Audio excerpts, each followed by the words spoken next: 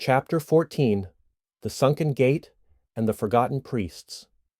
Miranda turned the brittle pages with care, her breath shallow as if the very air around her had thickened. The deeper she delved, the more the manuscript seemed to speak, not in words, but in whispers of something long buried, something waiting. The section she landed on was different from the rest.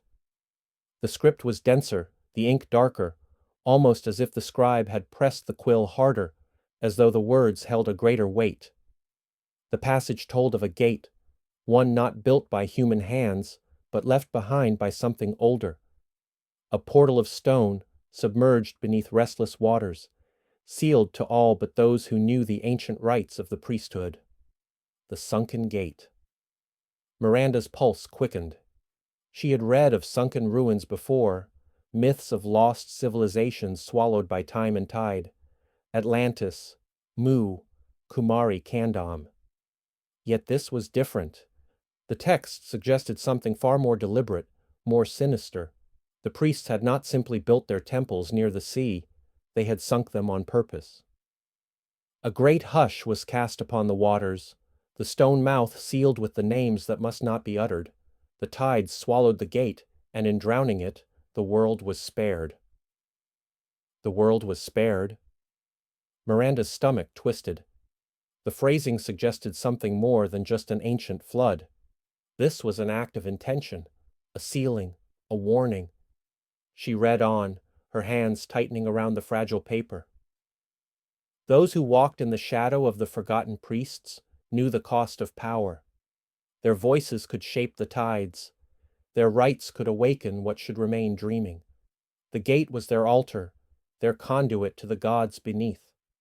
But they did not worship. They bargained. And when the debt came due, they chose silence over ruin. A chill ran down her spine. Silence over ruin. What debt?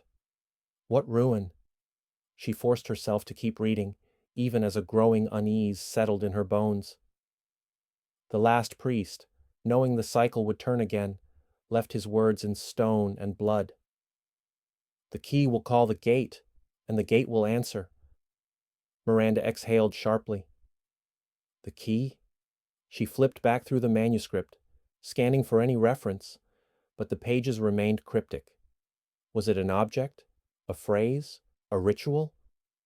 The text provided no answers, only more riddles. She leaned back, rubbing her temples. What had Doug found? What was in this book that someone had once fought so hard to silence? And why did it feel like she was only beginning to understand the weight of what she was holding?